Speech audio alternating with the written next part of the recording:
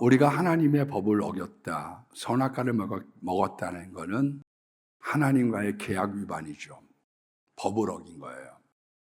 그 법을 어긴 것에 대한 처벌사항이 뭔고 하면 죽음과 저주가 찾아왔다, 그런 것이죠. 그런데 그 저주의 하나가 뭔고 하면 사람이 차별이 생겼다는 거예요. 그래서 우리나라 헌법에도 20개 조항의 차별은 이미 금지가 되어져 있습니다.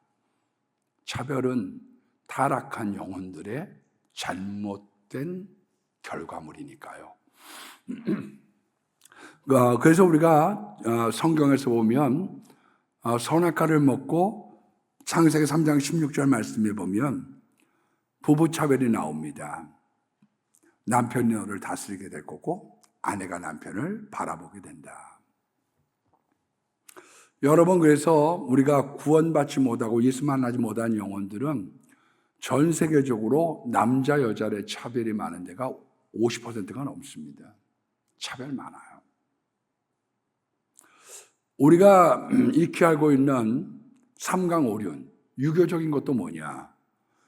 신하는 임금을 잘 섬기는 게 도리고, 아내는 남편을 잘 섬기는 게 도리고, 장유요서, 누가 먼저 태어나느냐에 따라 모든 것들을 정하는 것이 좋다. 차별을 얘기를 하고 있죠. 구별됐다. 부부차별뿐만이 아니라 우리가 형제차별도 볼 수가 있습니다.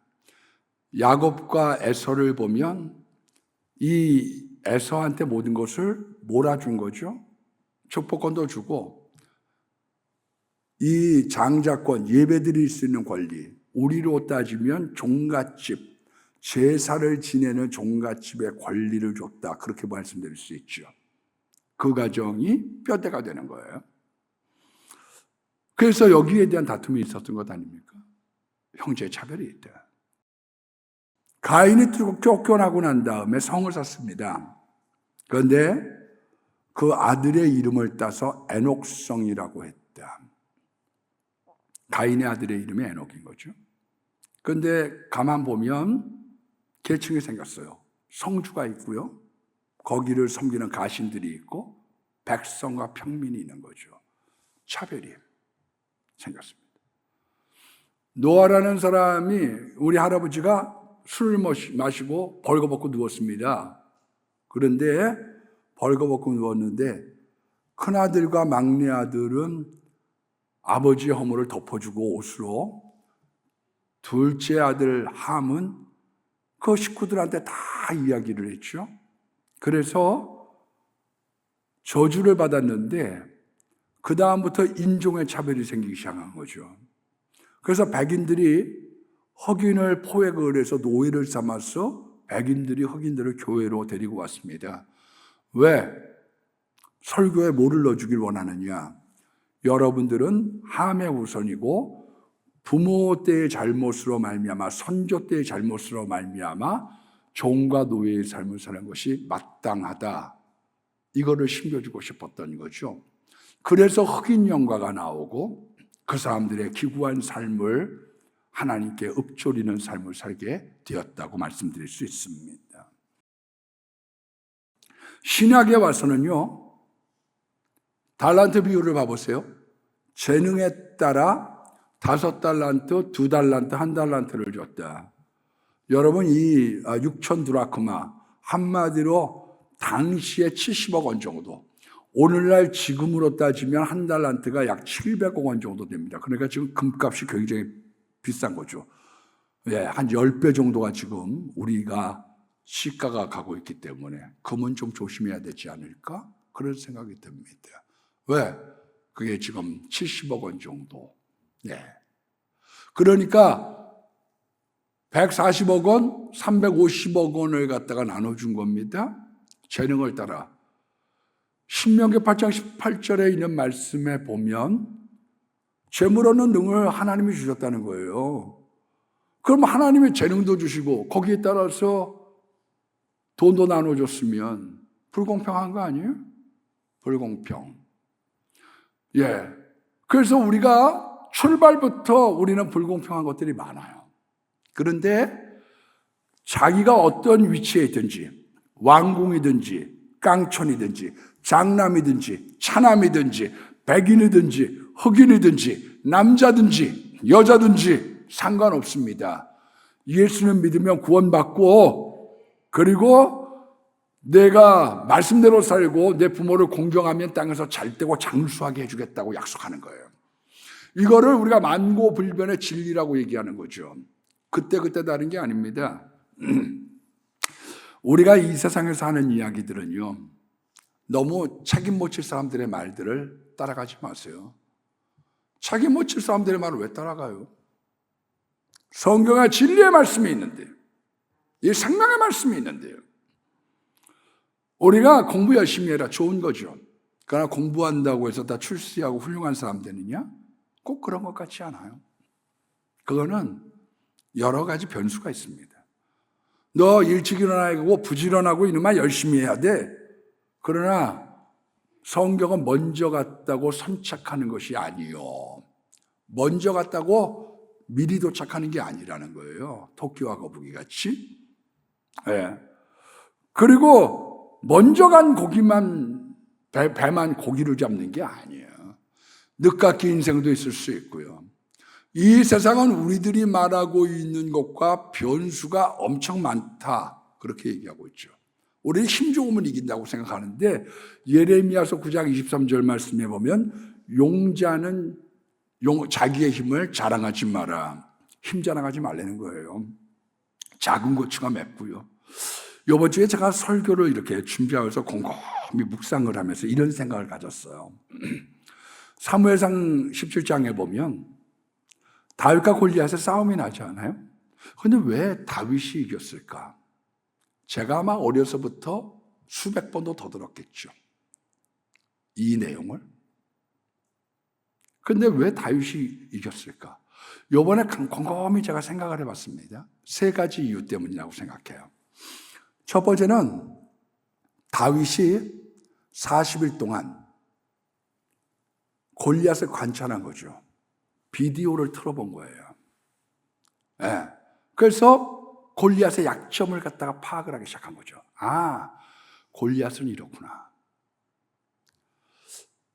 세기의 권투 시합을 했던 슈거레이 레너드하고 마빈 에글러. 야, 그 공포의 대머리 마빈 에글러.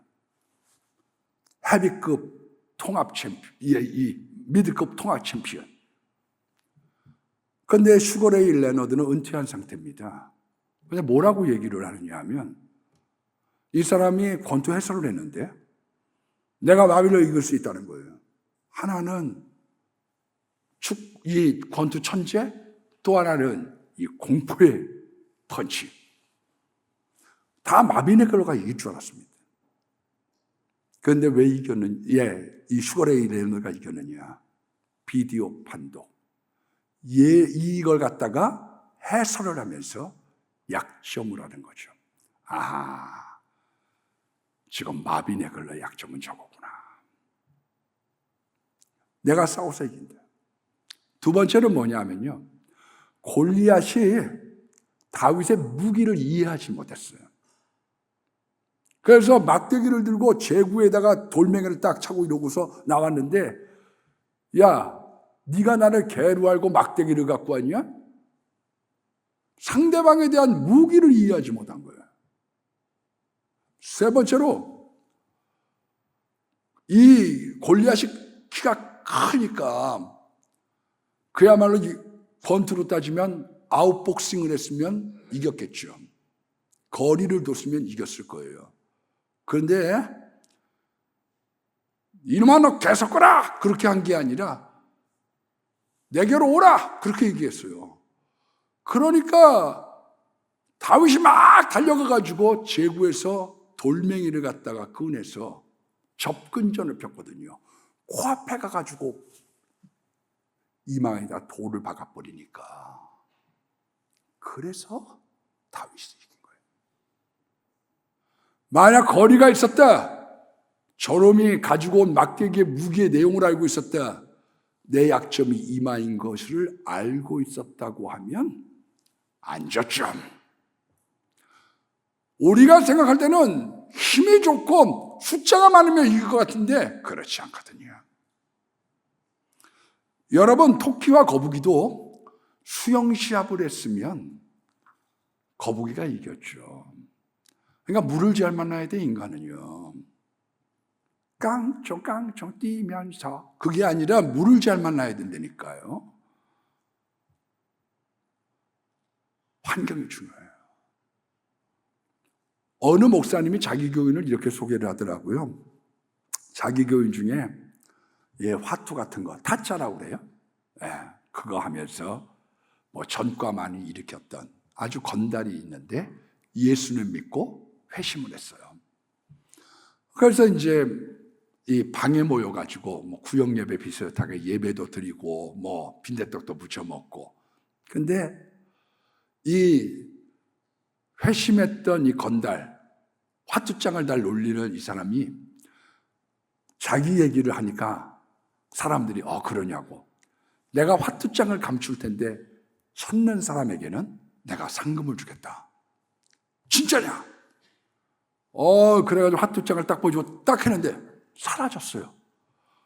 화투장을 찾으려고 몸수색을 다 하고 이불을 갖다 탈탈 털어도 보고 여기 있나 저기 있나 아무리 찾아도 못 찾는 거예요. 그래서 맨 마지막에 기권 어디다 감췄는데 그랬더니 천장을 보니까 화투장이 칼에 꼽혀가지고 탁 붙어 있는 거예요. 이분이 뭐라고 얘기하시느냐? 이조 시대 때 태어났으면 장군감인데 시대를 잘못하고 태어나서 잡범이 되고 이 사람이 범죄자가 됐다. 그래서 이분은 늘 기도를 할 때 어떻게 기도를 하느냐? 시대에 맞는 종이 되게 해주십시오. 시대를 잘 타고 태어나야 되거든요. 우리 교회 장원자 권사님 집에 가면 붓글씨 쓴 게 있습니다. 한자 1급이기도 하지만 그분 붓글씨 쓴 걸 이렇게 들여다보면 이분이 2조 때 남자로 태어났으면 판석까지는 올라갔겠다. 얼마나 달필인지. 시대. 물이 좋아야지 되고 시대가 좋아야지 되고 그때 변수가 있어야지 인간은 성공할 수 있어요. 근데 성경은 뭘 얘기하느냐?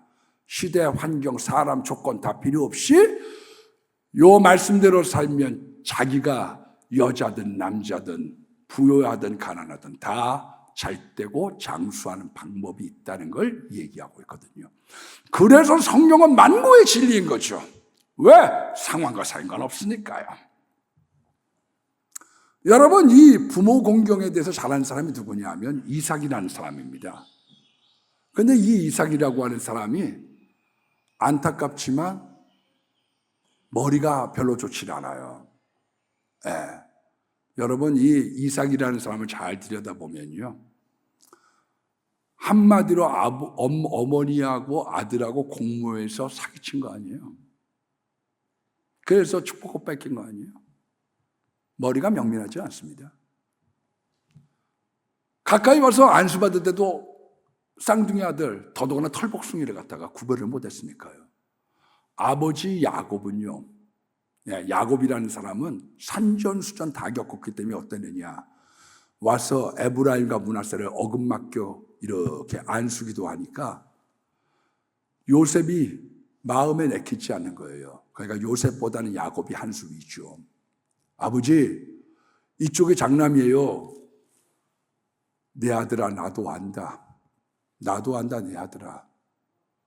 이 아들이 이 아들보다 크게 돼. 여러분, 이삭이 조금 머리가 떨어졌지만 복 받았던 이유가 어디 있느냐? 두 가지가 있어요.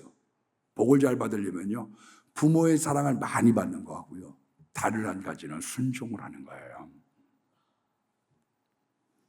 일반적으로 부모 사랑을 많이 받으면요, 자녀들이 잘 됩니다. 두 번째는 순종의 사람인 거죠. 영생하신 하나님을 불렀어요, 아브라함이. 그랬더니 네 아들 바쳐. 영생 네가 믿어? 그래서 그 아들을 설득을 합니다. 너 영생하시는 하나님을 믿느냐? 너 아버지를 믿느냐? 하나님이 너를 제물로 바치길 원하고 있다. 네. 부모에게 순종하는 사람들이 받는 복이 뭐냐면요, 일생 동안 평탄해. 어떤 사람은 너무 드라마틱한 삶을 사는 이유가 어디에 있느냐? 그거는 부모 말씀에 순종하지 않았기 때문에 그래요.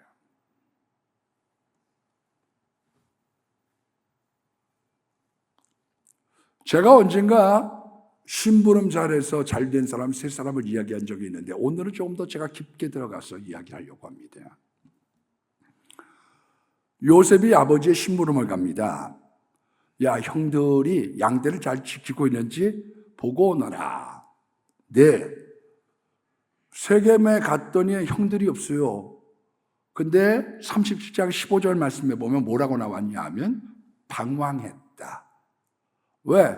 내가 그냥 가면 아이고 이놈들이 어디에 갔는겨? 그래갖고 노구를 이끌고 여기까지 오실 생각하니까 내가 어떻게든지 잘 말씀드려야지 두리번 여기 저기 방황했다. 때마침 좋은 사람 만나서 도단으로 갔다. 그것으로 말미암아 애굽 유학의 길이 열린 거죠. 비록 노예의 신분이지만 애굽 유학의 길이 열린 게 뭐 때문에 있느냐? 가서 방황하고, 그렇지 않으면 없던데요? 아버지가 한번 찾아보세요. 없어요. 여기저기 봤어요. 그런데 이 아들이 심부름을 잘하는 거예요. 사울이라고 하는 사람도 아버지가 나귀들을 잃어버렸다고 하니까 사알림 땅과 살리사 땅을 두루 다닙니다. 3일 동안 다녀요. 웬만한 사람 같으면 아버지, 그거 경찰서에 신고하세요. 예? 아니 발달림 증상을 어떻게 3일 동안 저 할 만큼 했거든요. 한나절 돌아다니고 와서 할 만큼 했거든요. 발달림 증상을 어떻게 찾아요? 그렇게 얘기했을 텐데 사흘을 찾아도 못 찾으니까 베냐민 지파, 물어뜯는 이리 지파여서 그럴 수도 있겠습니다만은 여기 물을 만한 사람이 없느냐. 그래서 엘리사를 만나서 기름 부음을 받게 되는 거죠. 일에 대한 책임감, 아버지에 대한 효심이 있는 거예요, 인생에. 다윗이라고 하는 사람 봐보면요, 아버지가 군에 가 있는 세 아들 안부를 물어보게 합니다. 한 에바, 떡 10덩이, 그리고 천부장에게 좀 잘 좀 우리 아들 봐달라. 너무 일선에 배치하지 말아 주십시오. 그런 군대 말로는 짜웅을 하고 싶었던 거지. 그래서 치즈 10덩이를 갖다가 딱 줘서 이거는 천부장 갖다 줘라. 아하, 알겠습니다. 예, 그리고 이 한 에바가 어느 정도냐면 22kg예요. 23kg. 거기도 떡덩이 있죠? 거기다가 치즈 있죠? 그거 갖다 주려는 거예요. 이 무거운 걸. 무게가 만만치 않잖아요. 다른 형 3명이 있는데 아버지 왜 저한테만 이런 일을 맡기세요? 양치기 할 때 저 멀리 가가지고 나만 고생시키고 위험한 전쟁터에 형들이 있는데 왜 나를 보내세요? 이 무거운 걸 저 혼자 들어요? 딴 형들은 뭐 하고요? 넷째 형하고 같이 가게 해주세요. 아버지 좋아하는 넷째 형하고 같이 가게 해주세요. 예? 그럼 제가 갈게요. 왜 나만 미워하세요? 제가 만만해요? 얼마든지 그럴 수 있죠. 그런데 이 아들이 거기 갔다가 사무엘 만나서 기름 부음 받은 거죠. 일반적으로 만만한 사람이 복받은 사람입니다. 여기 문상호 목사님이라고 둔산제일감리교회 목사님이 한번 만나서 만만한 사람이 복받은 사람. 툭하면 자기 본론해. 툭하면 일 시켜. 딴 사람이 있는데 왜 자꾸만 안만 시켜요? 내가 만만해요? 그 사람 복받은 사람이죠. 요셉이 굉장히 효자입니다, 여러분. 아버지의 유언을 들어드리는 거예요. 너 애굽에 장사 지내지 말고 허벅지 밑에다 손을 넣어. 한마디로 맹세하라는 거죠. 너 애굽 땅에다가 하지 말고 가나안 땅에나 묻어줘. 네, 알겠습니다, 아버지. 좋은 유언을 따른 거예요. 추도 예배를 드린다. 추석이다. 명절이다. 그때 돌아갈래 고향 하늘나라 아버지가 계신 곳. 그래, 여기는 나그네 길이야. 우리가 아버지를 가나안 땅에 묻어드린 그 수고를 했더니 하나님께서 준비하셔서 좋은 일기도 주시고 모든 신하들도 보내주셔서 거창한, 성경에서 가장 거창한 장례식 치르게 하시고 아버지를 생각할 때마다 그래, 여기는 나그네 길이지. 천국을 지향하고 내가 가나안 보고 살아야지. 나는요, 이 땅에 정들 맘 없어요. 여기 머물 곳이 아니에요. 그리고 형제끼리 잘 지냈으면 아버지 염려 마세요. 제가 형님들 건사할게요. 시편 133편 1절로 3절 말씀에 보면 보라, 형제가 동거하며 연합함이 얼마나 아름다운고. 3절에 거기서 복을 명하셨나니 곧 영생이로다. 형제끼리 화목할 때 천국이 보이는 거예요. 예수님이 보이고요. 그래서 히브리서 12장 14절 말씀에 화평함과 거룩함이 없이는 아무도 주를 보지 못하리라. 어떤 사람 얘기해요? 왜 하나님이 안 보일까요? 거기 싸움판인데 보일 리가 있나요? 화목함과 거룩함이 없이는 하나님을 볼 수 없거든요. 그래서 형제끼리 잘 지내길 원하고 있는 거예요. 여러분, 왜 형제들이 결혼을 하면 남남이 되는 줄 아세요? 형제 돌아봐요. 전화해봐요. 문정동 언니한테, 동생한테 전화 좀 해봐요.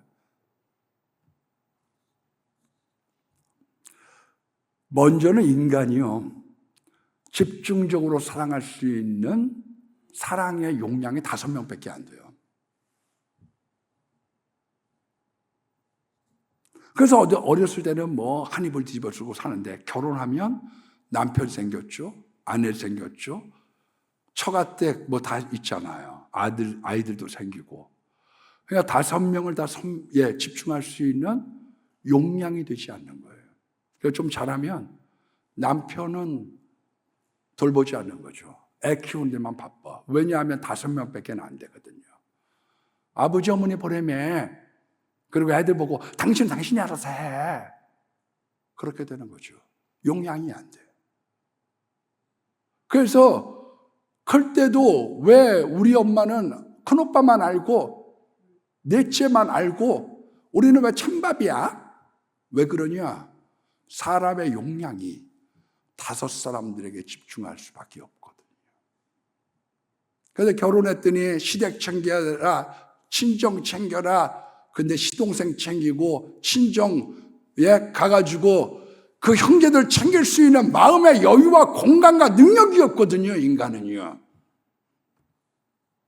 인간은 그만큼 좁은 거예요. 그래서 내 마누라는 나밖에 몰라, 우리 자식밖에 몰라. 딴 데는 신경 안 쓰는 거예요. 왜? 공간이 그거거든요. 집중의 공간이. 결혼을 할 때 보니까 큰언니한테는 막 혼수를 이만큼 해주고 셋째 딸한테는 조금 해주는 경우가 있죠. 편해.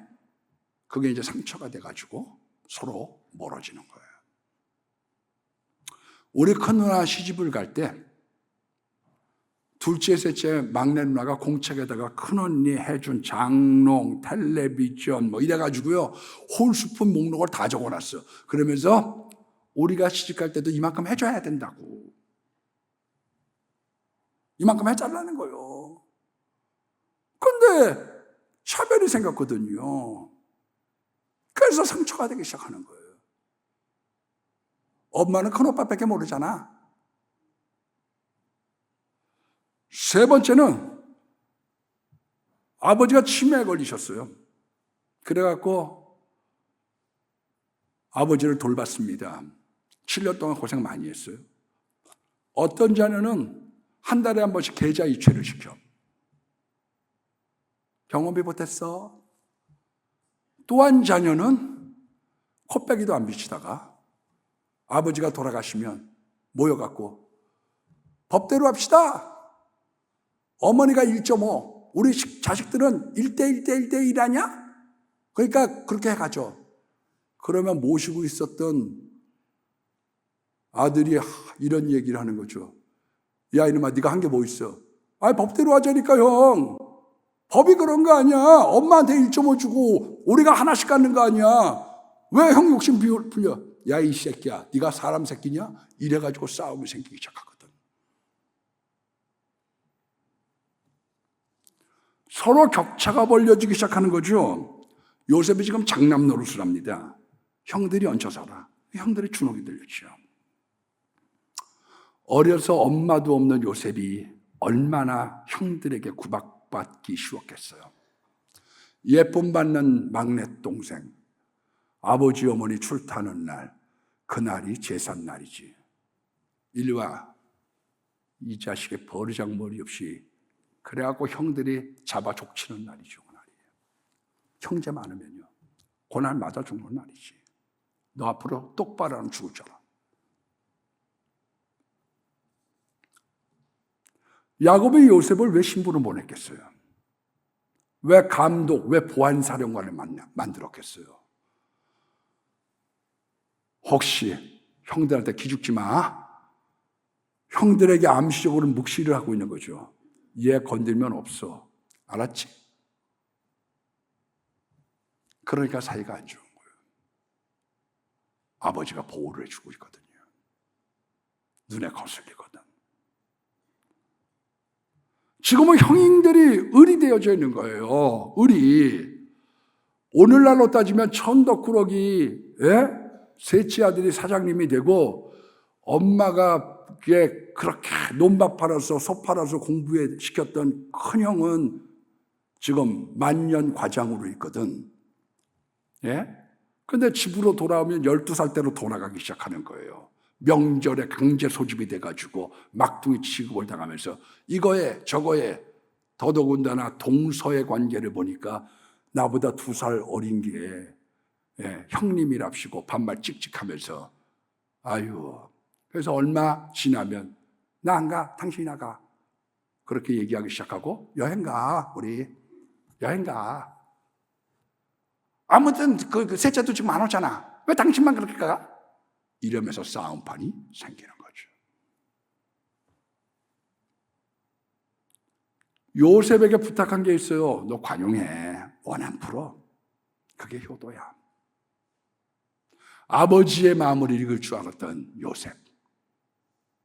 복 받았죠. 바르게 커주는 게 효도입니다, 여러분. 큰 그릇고 그런 건 좋긴 한데요. 이거 항아리에다 물 붓는 게 쉽지 않아요, 여러분. 큰 그릇 쉽지 않아, 여러분. 정직하게 말씀대로 잘 살아간다. 바로 커나간다. 이거 기쁜 일이죠.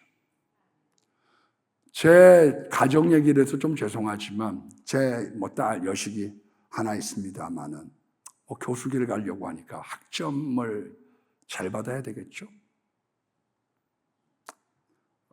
그런데 어떨 때 기쁘냐? 얘가 학점을보다 필요한 과목을 선택할 때, 얘 사고 방식이 됐구나. 교수님들 중에 이제 좀 이렇게 해픈 분들이 있잖아요. 전략 과목이라고 그러지, 우리가 그런 걸. 전략 과목. 참석 많으면 A 주는 사람. 근데 까다로운 과목을 들으면서 이 사람은 한 명밖에 안 주는 분이에요. A부를. 한 명도 안 주거나. 그런데 그걸 듣고서 좋은 점수를 맞았다. 감사하죠? 그런데 더 감사한 게 뭐냐 하면, 진짜 감사한 거는, 아빠, 난 학점 구걸하지 않아. 나 학점 구걸하지 않아. 난 그게 좋아요. 책임져 주지 않을 사람들의 말을 따라가지 마세요. 성경대로 살아가는 거죠. 노태우 대통령 유언이 뭐냐? 비굴하게 살지 마. 진실하게 살면 담대해질 수 있습니다. 어디서부터 담대함이 나타나느냐? 진실되게 살아가는 거거든요. 부끄럽지 않게 살아간다. 효도예요. 네 번째로 부모를 귀히 여기래요.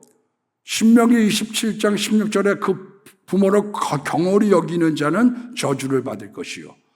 조선 사람보다 조선을 더 사랑했던 선교사가 있습니다. 헐버트, 고종의 밀사죠. 조선이 세계에서 가장 경로 사상이 완벽한 나라다. 저는 우리나라가 복받은 건 첫 번째가 예수님 믿었기 때문이고요. 예수 믿는 나라가 많은데도 더 복받은 이유가 어디에 있느냐? 우리나라는 부모를 공경하는 나라예요. 그래서 땅에서 잘 되고 장수한 거예요. 왜 복받았느냐? 성경 말씀대로. 그런데 요즘 시대는 어떠냐? 어느 사장님이 해외 유학을 시켰어요. 그런데 이놈이 크리스마스가 되든 생신 때가 되든 뭐 선물 하나도 없고 연락 하나도 없어. 생각해보니까 부하가 나가지고 섭섭해서 전화로 호통을 쳤습니다. 야 임마 공부면 다냐? 그래도 마음이 가고 명절 때 인사라도 해야 되는 거 아니냐? 그랬더니 그 아들이 아버지 봉건주의 사상으로 살지 마세요. 지금이 효도받는 시대입니까? 그런 거 잊으세요. 감사를 잊지 않은 마음이 예수 안에 있어요, 여러분. 제가 글을 읽다가 보니까 한 분이 이렇게 썼어요. 우리 집에 잘 살지 않던 시절, 철이 없었을 텐데 갈비 먹고 싶다고 전라도 돈 없던 시절, 하루는 모으고 모은 돈으로 갈비를 2인분 사주셨던 당신. 그리고 난 보았습니다. 집에 돌아와 부엌에서 쪼그리고 앉아 찬밥을 먹던 당신을. 그걸 우리가 지금 잊어가고 있는 거죠. 맨 마지막으로 부모를 봉양하는 겁니다. 예수님도 마리아를 부탁하고요. 디모데전서 5장 8절 말씀에 보면 누구든지 자기 친족, 특히 자기 가족을 돌아보지 않은 자들은 믿음을 배반한 자요 불신자보다 악한 자다, 그렇게 얘기하고 있습니다. 역사적으로 미국을 제안해서 제일 큰 부자는 카네기라고 하는 설이 더 많습니다. 미국의 GDP의 2.4%. 엄청난 부를 소유했죠. 그런데 이 카네기가 어렸을 때 정말 가난했어요. 어머니가 이 책상보를 팔고 다녔거든요. 하루에 16시간, 18시간. 항상 집마다 두들기면서 책상보 사세요. 그거 했어. 왜? 22살이 됐을 때, 철이 들었을 때 결심을 합니다. 어머니가 세상 뜨기 전까지 나는 결혼하지 않겠다. 돈 벌어서 어머니 비단 옷, 그리고 좋은 집, 하녀를 건드리고 마차 타게 해드리겠다. 이 사람이 30년 동안 약속을 지켜서 52살까지 결혼 안 하고요. 62살에 첫 아들 낳았어요. 62살에 첫 아들.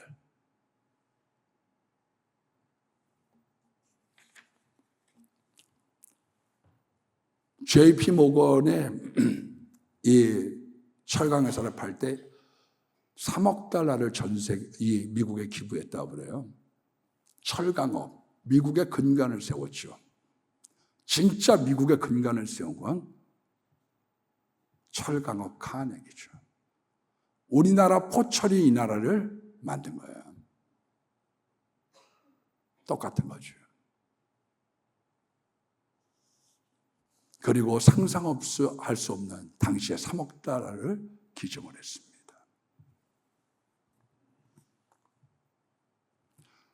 약속 있는 첫 번째 계명이 있어요. 부모에게 효도해. 땅에서 잘 되고 장수하게 해줄게.